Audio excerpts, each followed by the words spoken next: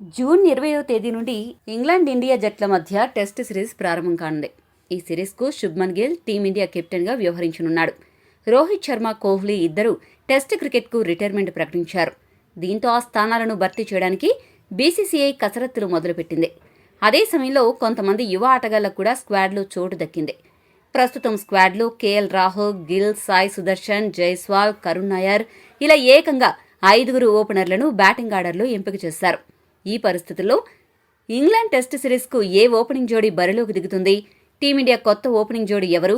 రోహిత్, కోహ్లీ స్థానాలను ఎవరు భర్తీ చేయబోతున్నారు అనే చర్చ విపరీతంగా నడుస్తోంది. ఇటువంటి పరిస్థితుల్లో ఈ విషయంపై బీసీసీఐ ఒక కీలక క్లారిటీ అయితే ఇచ్చేసింది.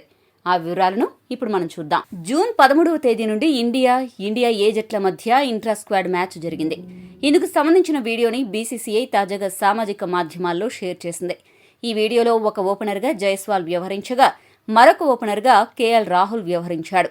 దీన్ని బట్టి అర్థమయ్యేదేంటంటే టెస్టుల్లో రోహిత్ శర్మ స్థానాన్ని కేఎల్ రాహుల్ భర్తీ చేయబోతున్నాడు. టీమిండియాకు టెస్ట్ క్రికెట్లో పర్మనెంట్ ఓపెనర్గా కేఎల్ రాహుల్ వ్యవహరించనున్నాడు.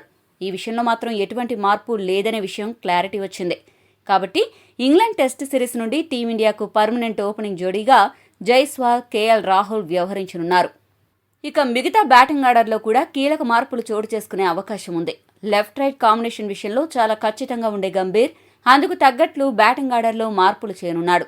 అందులో భాగంగా సాయి సుదర్శన్ 3వ స్థానంలో రానుండగా 4వ స్థానంలో గిల్ రానున్నాడు. కోహ్లీ స్థానాన్ని గిల్ భర్తీ చేయగలడని బీసీసీఐ అలానే జట్టు యాజమాన్యం భావిస్తోంది. అందుకే ఆ స్థానాన్ని గిల్కు అప్పగించడం జరిగింది. ఇక 5వ స్థానంలో కరుణ్ నాయర్ ఎంట్రీ ఇవ్వనున్నాడు. 6వ స్థానంలో రిషబ్ పంత్ బ్యాటింగ్కి వస్తాడు. ఆ తర్వాత 2 స్థానాల్లో ఒక ఫాస్ట్ బౌలింగ్ ఆల్రౌండర్, ఒక స్పిన్ ఆల్రౌండర్ను ఎంపిక చేస్తారు. మిగిలిన 3 స్థానాలకు గాను ఫాస్ట్ బౌలర్లు జట్టులో ఉంటారు.